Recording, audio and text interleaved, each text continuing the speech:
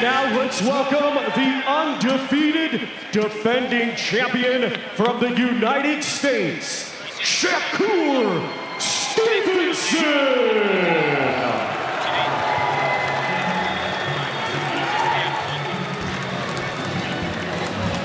To be a household name, and this platform, well, he's made for this, isn't he?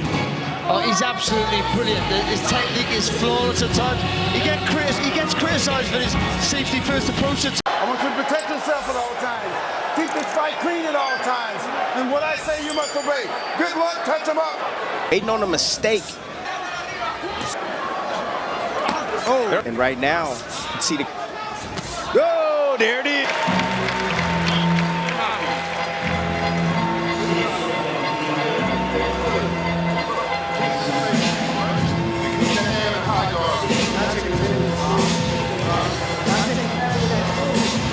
Look. His offense. Oh, there's a good left hand from Shakur Stevenson as came straight in. Shakur Stevenson filled that gap. Speed, hitting what he's doing. Good right shot. hand from Lopez. Oh, he lunges in. Hand that went low moments ago. You saw Shakur's reaction to Kenny Bayless. Relax. Woo. Meeting him with the straight left hand. Oh, and there's a knockdown scored with a left hand. Pinpoint accuracy. Stevenson scores the knockdown early in round 6. I think it was more. Good shot. With the right uppercut. The switch hitter comes in behind that jab and around with that right hand. It was mostly blocked. There's an uppercut on the inside. He's just trying to use that as a rangefinder. He's looking for the uppercut and the combinations. He just threw it. He's not liking it at all.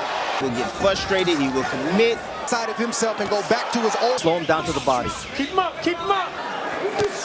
He got Shakur standing still. Side again. Trying to cut. Shot over the top besides that left hook. He's puzzled by the miss On the clap. Well, Shakur, congratulations. Biggest fight of your career, and you come up with look like the finest performance of your career. Was that the performance you were looking for? Nah, I came in here to prove a point. It wasn't the performance I was looking for because I came in here trying to prove a point and I was trying to fight. So I took more punishment than usual. But at the end of the day, I told y'all, whatever it takes to get the job done, I got dog in me. I'm not no puppy. I'm not no poodle. I'm a tough guy, so I got dog in me. I fought. Stevenson isn't selling a maybe. He's walking into this Teofimo Lopez showdown like it's a skill gap waiting to be exposed. He's saying the plan is simple. Make Teo miss, make Teo pay, and turn the whole night into a lesson at the elite level. And inside Shakur's camp, that confidence is coming from Wally Moses, Shakur Stevenson's grandfather and head trainer, the man steering the entire preparation. He stated, "I love our chances. The way we fight, you know, what we do on camp, and the way we prepare for FAI. That's not a casual statement. It's a message with intent. They're moving as they've already studied Teofimo's best weapons and built answers for all of them. The vibe is calm but dangerous, like they're sure the real pressure will land on Teo once the rounds start slipping away. Every detail sounds planned. Pace, distance, timing. All the little things that break a fighter down without a knockout. And if Shakur executes the way his camp believes he will, Teofimo won't be fighting a man. He'll be fighting a system. That's when fights get tense, because you can feel the control changing hands, and there's nothing you can do to force it back. Even Tim Bradley is backing Shakur in this fight, and he's basically handing him the blueprint too. Bradley isn't buying the idea that Shakur has to circle and just survive all night. He's saying Shakur can actually take space from Teofimo instead of giving it away, step in with purpose, and make Teo fight Shakur's fight. Shakur ain't got a really move. Yeah, it sounds crazy. Shakur can actually walk to Teo. Yeah, he can walk to Teo. Yeah. Long as he walk behind with the jab. Long as he walk behind with feints, because feints throw off Teo. Jabs throw off Teo as well. He's a counterpuncher. Yeah, he's a counterpuncher. So if you can keep him off balance and keep him guessing, keeping that jab in his face. This is a direct challenge to Teo's whole pressure breaks you mindset. If Shakur holds position and keeps things organized, Teo's explosive moments don't come easy. The fight turns into timing and control, not chaos and emotion. Bradley's angle basically says Teo looks most dangerous when the other guy is unsure and backing up. Take that comfort away, and Teo has to solve problems instead of creating them. And when a fighter is forced to think under pressure, mistakes start showing. That's how a fight becomes frustrating. And frustration makes fighters reach, rush, and pay for it. Bradley goes at Teofimo's movement like it's being overrated by the hype. He's saying it looks slick until you slow it down and catch the openings. Yeah, he moves his feet, but he makes a lot of mistakes. Gets himself out of position a lot of times.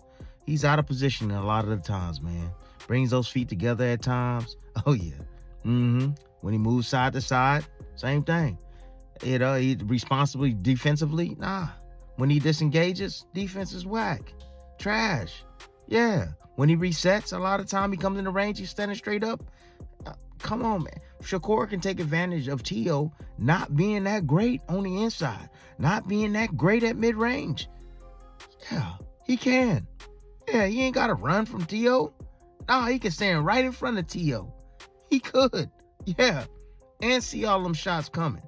That's confrontational because it attacks the foundation of Teo's style, not just one bad moment. If Teo keeps ending up in the wrong spots, Shakur doesn't need to chase anything. He just needs to be ready. Those little positioning errors become huge when the other guy is calm and accurate. Bradley is basically saying Shakur's discipline is built to punish sloppy spacing, and if Teo's defense slips during resets, that's exactly when clean shots land. Even a small lapse at this level can swing a whole round instantly. In a high-level fight, almost right is still wrong, and wrong gets you timed. Bradley makes it sound like Teofimo's offense is easier to read than fans want to admit. He's pointing to patterns that show up again and again once you know what to watch for.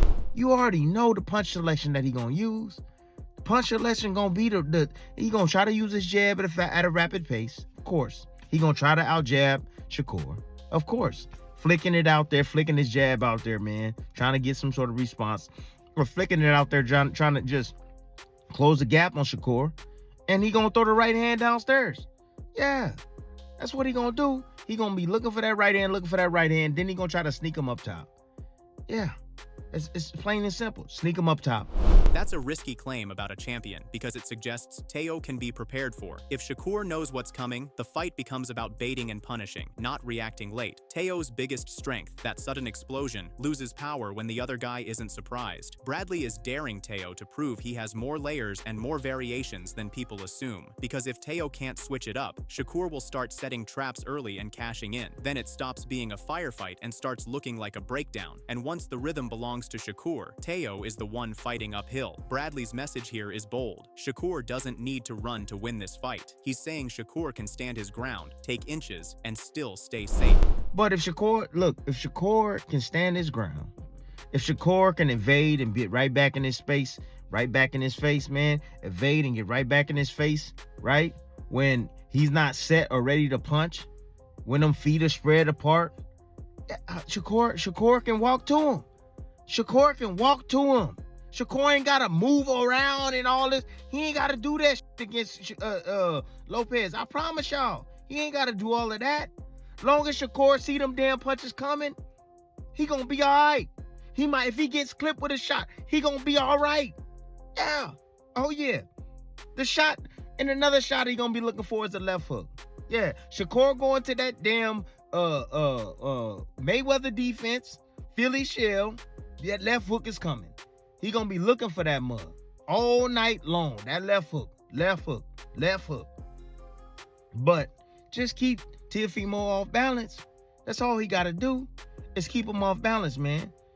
Throwing them feints, fighting him off that jab, bro, it's gonna break his rhythm up, boy. He gonna struggle. That's confrontational because it basically says Teo's power won't automatically control the ring. If Shakur is seeing the shots early, Teo loses the fear factor that makes guys freeze. And when fear is gone, Teo has to earn every exchange the hard way. Bradley's framing makes it sound like Shakur can stay close enough to threaten without gambling. That kind of control can mess with Teo mentally because now the bully isn't making the other guy retreat. And if Teo starts forcing respect, he walks into counters he never needed to take. One clean counter at the wrong time can change change the whole mood of the fight. That's why this approach feels like a statement, not just a tactic. Bradley pulls receipts from Teofimo's past fights to show that a blueprint already exists. He's basically saying we've seen Teo get dragged into the wrong kind of fight before.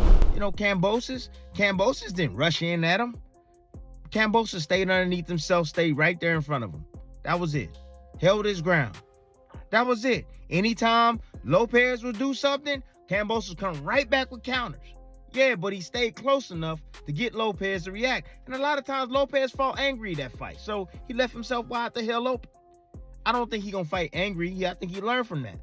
However, right range, marching forward, walking forward, you know, not walking, but just, you know, in your stance and putting that pressure on Teo, you can have success. Yeah. Claggett had success against Teo. He did. He touched Teo up more than anybody Teo has ever been in the ring with. Had his face well the hell up. Oh, his face was knotted up after he got out of the ring with Claggett. Yeah. 8 jab after jab after jab. Claggett ain't nowhere. See, Claggett put that pace on you. Claggett is one of them type of fighters that, like, skill for skill, he know he can't match you. So what he try to do is he puts the pace high and the tempo high. No, that's not Shakur, but all I'm saying is Shakur, if he get hot on that jab and he walking them down, he can make the fight easy for himself right there too. Yeah. And just watch them explode. When he explode in with combinations, step back out of range, make him fall short. This mindset makes this matchup feel personal because he's basically daring anyone to try and break him now. It's a challenge to Teofimo too, because mental pressure is usually where Teo tries to take control early. Shakur is saying that the tactic won't work this time, and if Teo can't shake him emotionally, then it turns into pure skill versus force. That's where Shakur believes he wins, when it's quiet, technical, and disciplined. The tone here is clear. He's not asking for respect. He's showing up to take it. Shakur is treating this fight like the kind of test that defines a career, not just another title defense. He's also making it clear he chose this challenge on purpose, knowing exactly what people will say if he loses. This is the fight that I've been kind of waiting for my entire life. I didn't have to make this fight. This fight I could have just stayed at 135 pounds, sat comfortable at 35. I don't feel like no fighter at 135 can beat me. I made this fight happen because I know Teo is one of the guys at 140. He got a big name in the sport. He got a big resume, big accomplishments. I know there's going to be some doubt with people and fans when I go fight this guy. It's going to be people that really believe that this guy is going to beat me. I'm not on the level that I think I am and I say I am, so I made this fight for that reason. My competitive edge kind of kicked in when I wanted to make this fight. It throws the pressure back on Teofimo's side, like, I picked you because you're supposed to be the problem. It also calls out the fans who think Shakur is playing it safe. He's basically saying the doubt is the fuel, and Teo is the target. If Teofimo can't rise to that kind of stage, then the big name doesn't matter anymore. And if Shakur wins, the argument shifts fast from, can he handle 140 to who can handle him? This is the type of talk that turns a fight into a statement. Shakur is pushing back on the idea that moving up is about size or comfort fights. He's presenting it like he skipped the easy path and went straight to the top name at a 140 because that's how he separates himself. I don't feel like size win fights.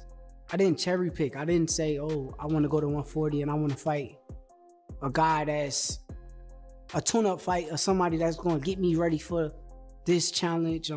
I just went up to 140. I said, let me get the Ring Magazine champion. Let's fight that guy. Let's fight the guy that's the guy. And all that more pressure stuff don't mean nothing. As long as I'm like locked in and I'm focused on what I'm supposed to be doing, nothing else matters around me. That 4-weight world champion, it means everything to me. That's me separating myself. A lot of these guys that they claim is the guys nowadays, none of them can say that they are a 4-weight world champion. Honestly, for a minute before Devin went and did it, none of them could say they was really 3-weight world champion.